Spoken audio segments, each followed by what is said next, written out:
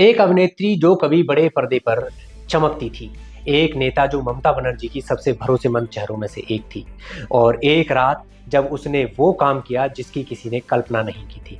उसने अपनी ही पार्टी की पीठ में छुरा घोंप दिया। लेकिन सवाल यह है कि क्या यह विश्वासघात था या मजबूरी? दोस्तों, आज बात करते हैं सयोनी घोष की।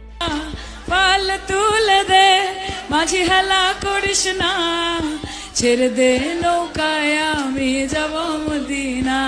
बंगाली सिनेमा की जानी पहचानी अभिनेत्री जो 2021 में राजनीति में आई और सांसद बनी और 2026 में टीएमसी से बागी हो गई। यह कहानी है धोखे की, सत्ता की और उस सवाल की, जब पार्टी डूबे तो नेता कहां जाएं।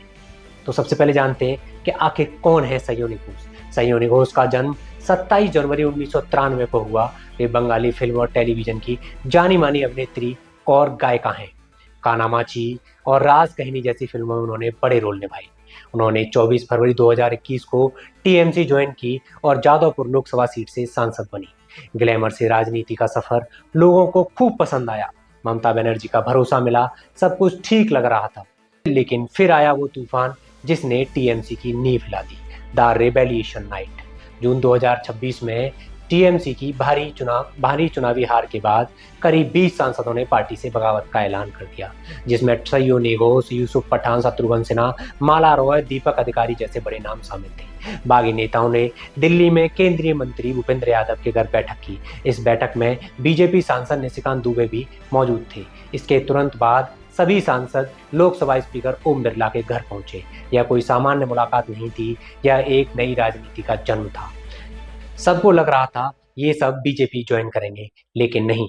बागियों ने एनसीपीआई यानी nationalist citizens party of India में विलय का रास्ता चुना। ये एक ऐसी चाल थी जो एंटी डिफेक्शन लॉ की पेचीदियों से बचने के लिए बनाई गई थी, जबकि बीजेपी और एनडीए के करीब भी रहा जा सके। 14 जून को 20 सांसदों ने एनसीपीआई में विलय का औपचारिक पत्र लोकसभा स्पीकर ओम बिरला को सौंप दिया। टीएमसी के कुल 28 सांसद थे, यानी 20 सांसदों का समर्थन 2/3 से ज्यादा था, जो एंटी डिफेक्शन लॉ से बचने के लिए काफी था। बागी एमपी अरूप चक्रवर्ती ने खुलेआम कहा, सयोनी घोष हमारी नेता है।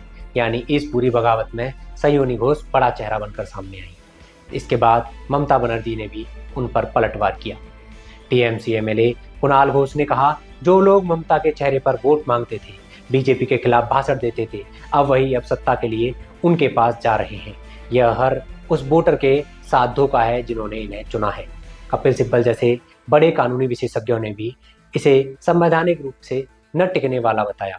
सयोनी घोष का कंट्रोवर्शियल पास्ट भी रहा है। 2021 में सयोनी घोष के पुराने ट्विटर अकाउंट से एक विवादित ट्वीट वायरल हुई थी, जो महाशिवरात्रि के समय पोस्ट हुई थी और हिंदू भावनाओं को ठेस पहुंचाने वाली थी। पूर्व त्रिपुरा गवर्नर तथागत रॉय ने उनके खिलाफ शिकायत दर्ज कराई। सयोनी घोष ने कहा था कि उनका अकाउंट हैक हुआ था और इसके लिए उन्होंने माफी भी मांगी थी। इसके अलावा West Bengal school service commission भर्ती घोटाले में भी ईडी उनसे पूछताछ कर चुकी है। अभिनेत्री से नेता बनी और नेता से बागी। सवाल यह है कि क्या यह सिद्धांतों की लड़ाई थी? जब जहाज डूबने लगे तो बस नाव बदल ली। जवाब दीजिए, कमेंट में लिखिए। अगर आपको वीडियो पसंद आया हो तो लाइक करें, हमारे चैनल को सब्सक्राइब करें, इस कहानी को शेयर करें, क्योंकि राजनीति की असली कहानियां मिलती हैं यहीं।